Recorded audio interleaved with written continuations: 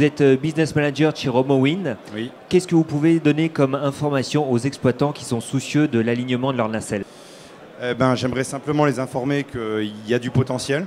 Il faut y consacrer un peu de temps et d'énergie, mais si on creuse un peu la question, on se rend compte qu'il y a des kilowattheures supplémentaires à aller chercher. Et ce que je vais vous proposer aujourd'hui, c'est une présentation où on vous démontre un petit peu noir sur blanc et de manière assez incontestable le désalignement qu'on a pu mesurer sur une machine significativement désalignée en France. Concrètement, ce qu'on a fait sur le parc de la Renardière du client Zephyr Énergie Renouvelable, on a installé notre équipement sur une machine. Donc notre équipement, c'est l'iSpin que vous voyez sur cette illustration derrière moi et qui en fait permet de mesurer les conditions de vent précises telles que vues par la machine dans tous les secteurs de vent et notamment ce qu'on appelle le désalignement nacelle, donc la faculté de la machine de s'orienter correctement face au vent ou non.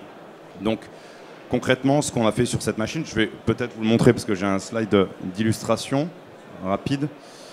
Là, je voulais juste vous parler un petit peu d'un exemple dans la nature. C'est une espèce de pin qui s'appelle le pin colonnaire et qui pousse partout dans le monde avec un angle de 8 degrés par rapport à la verticale.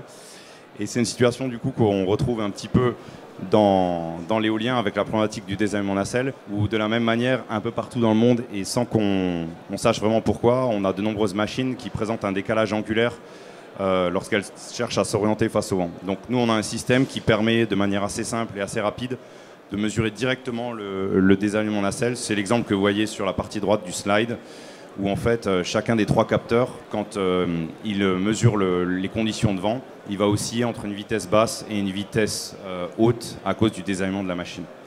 Concrètement, le problème qu'on a quand on cherche à évaluer le gain de productible suite à une correction du désalignement nacelle, c'est qu'on compare une situation avant correction avec une situation après correction, sachant qu'entre les deux situations, le désalignement n'est peut-être pas le seul facteur qui vient influer l'analyse.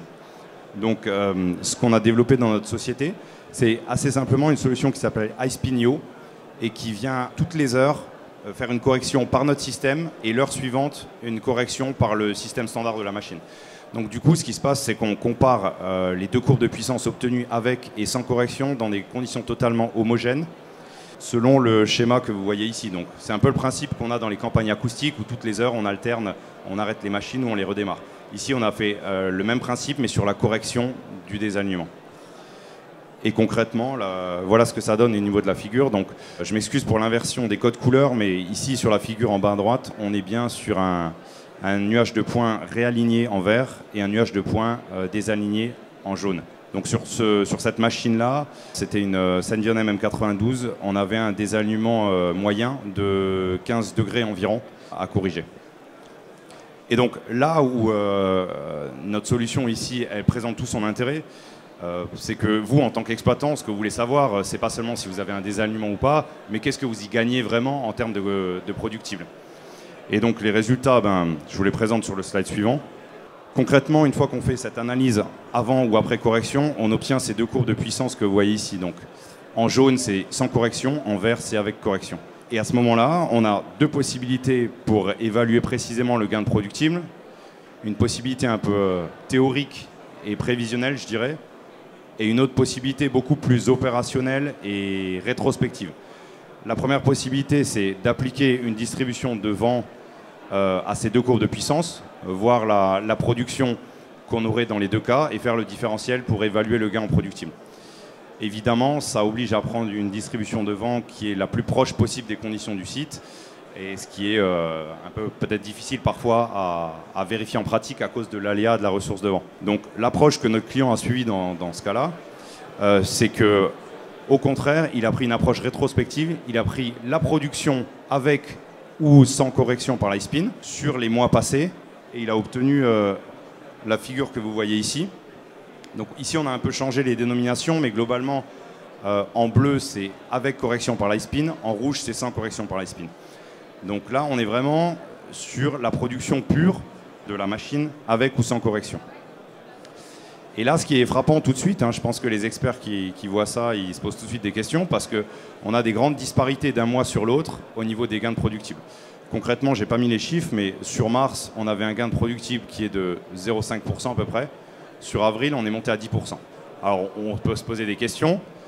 En fait, quand on y réfléchit un peu plus dans le détail, il y a quand même une très grande logique derrière ça. C'est que, de manière assez simple à comprendre, quand on va corriger un désalignement nacelle, quand on a des vents forts, donc on est proche de la puissance nominale, même si on corrige un désalignement nacelle, la machine ne va pas produire davantage puisqu'elle est déjà à pleine puissance. Donc au final, dans la distribution de vent, plus la distribution va vers les vents forts, moins on a un gain de productible, enfin de production en l'occurrence, important sur le mois en question. C'est pour ça que je vous ai mis les distributions de vent de avril, mai, mars, avril et juin ici en bas. On voit bien qu'en avril, on avait des vents relativement forts. On a pas mal de fréquences sur les vents qui dépassent 10 mètres par seconde. En avril, beaucoup moins. Par contre, en avril, on a beaucoup plus d'apparitions au niveau des vents moyens, là où le gain de production suite à la correction du désalignement est plus important. Donc on explique de cette manière-là l'aléa d'un mois sur l'autre. C'est intéressant parce que ça veut dire qu'on va chercher le maximum de la machine au moment où il y a le moins de vent finalement. Exactement. Merci de préciser ça. C'est vraiment une information essentielle pour les exploitants.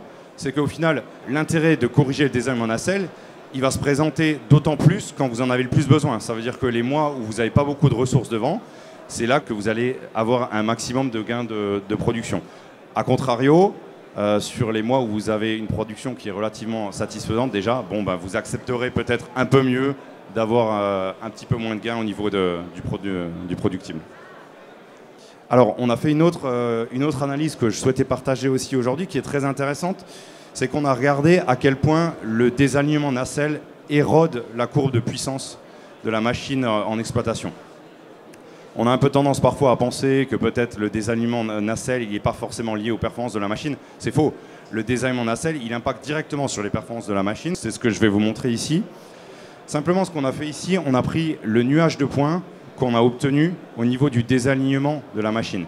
On a mis en place un code couleur qui va du violet pour les situations peu désalignées au vert foncé pour les situations très désalignées. Et on a tracé la courbe de puissance pour chacune de ces situations, puisque ce que vous voyez ici sur le nuage de points, c'est donc des points en moyenne 10 minutes. Chaque point, il traduit la vitesse de vent et le désalignement du point, mais à chacun de ces points est aussi associée une puissance produite sur 10 minutes. Donc on peut tracer la courbe de puissance pour chacune des situations.